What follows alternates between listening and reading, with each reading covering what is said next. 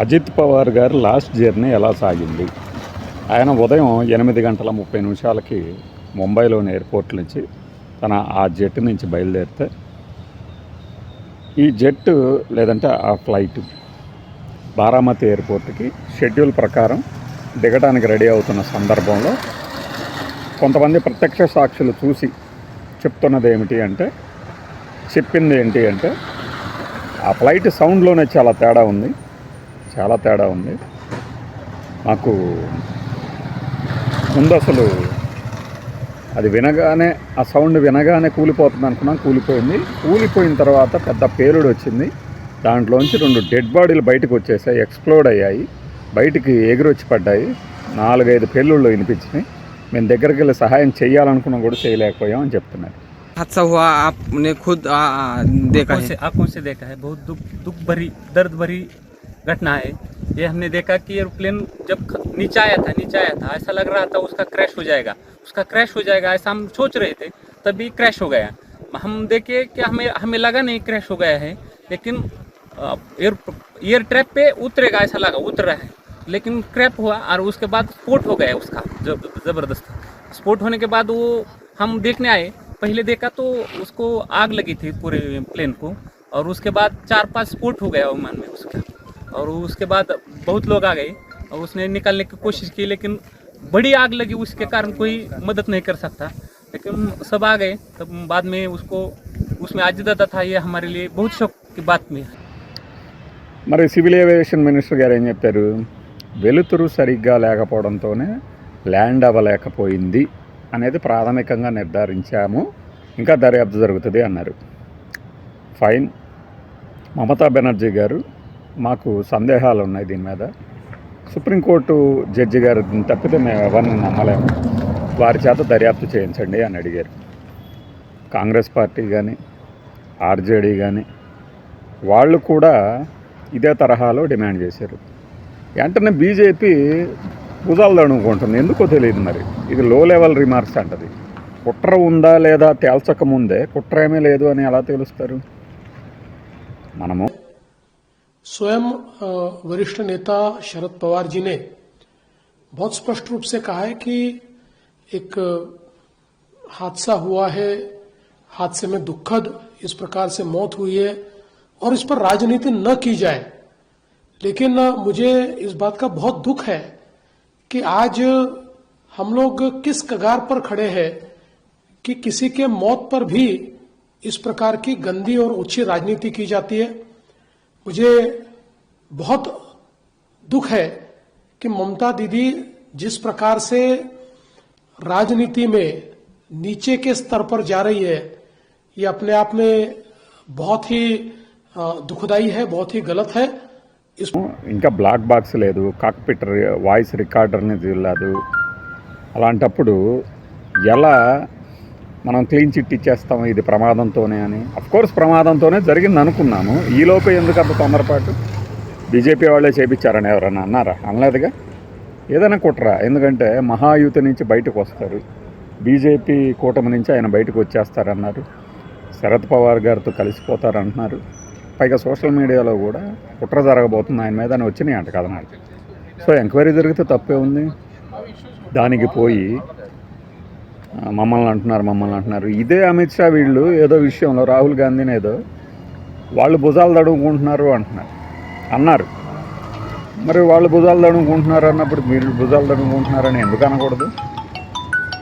ఆ కోణంలోనే ఏంటంటే మనము ఈ సంఘటనల క్రమంగా చూస్తే 8:30కి బయలుదేరిన ఫ్లైట్ బారామతిలో 9ంటికి దిగుతుండగా ఒక పెద్ద కుదుపు వచ్చింది, కొంతసేపు చక్కర్లు కొట్టింది అన్నారు. ఆ తర్వాత క్రాష్ అయింది అంటున్నారు. నాకు ఇక్కడ ఒక విషయం అర్థం కాదు. మాకు కాస్త జ్ఞానం ఉందిగా, సినిమాలు చూసాం, నవల్లో చదివాం, పేపర్లో పనిచేస్తున్నాము, న్యూస్ పేపర్ కాకపోయినా మీడియాలో పనిచేస్తున్నాము.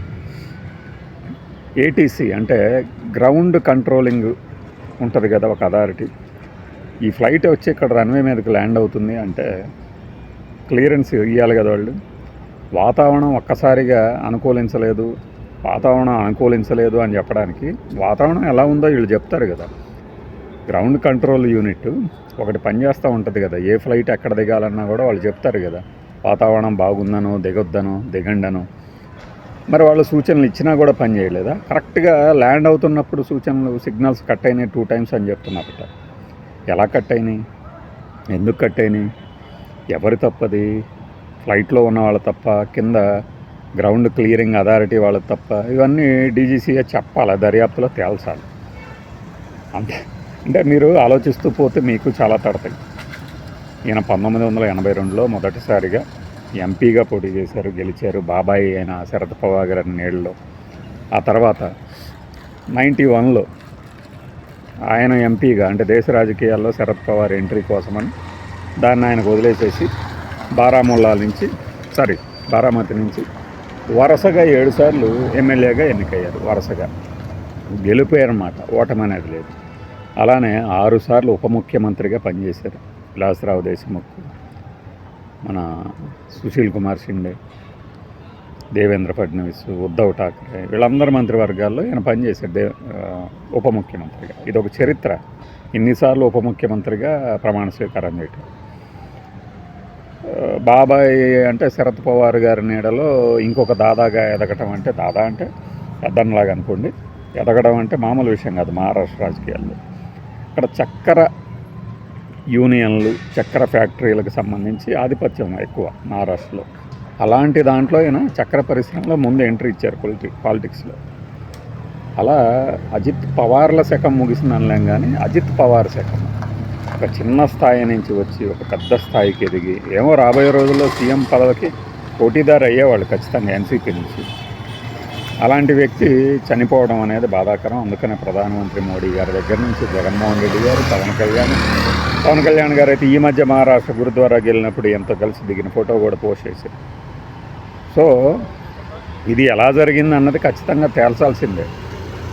ఇక విజయ్ రూపానీ గారు ఎయిర్ ఇండియా ప్రమాదంలో చనిపోవడం, రాజశేఖర రెడ్డి గారు పావురాలగుట్ట దగ్గర చనిపోవడము, సౌందర్య, ఇంకా పెమా ఖండు కానీ ఎవరెవరు క్రాష్ అయ్యారు, ఇవన్నీ ఏంటంటే హిస్టరీలో మనం చెప్పుకోవడానికి ఉంటాయి.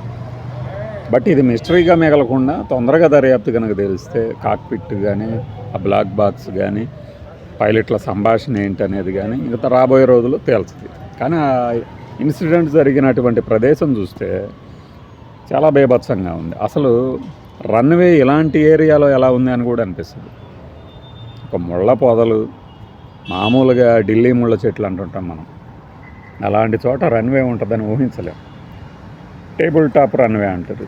పైగా ఈయన ప్రయాణించిన ఫ్లైట్ 2023లో సెప్టెంబర్లో ముంబై రన్వే మీద జారిపడి 2 ముక్కలు ఆగిపోయిందట.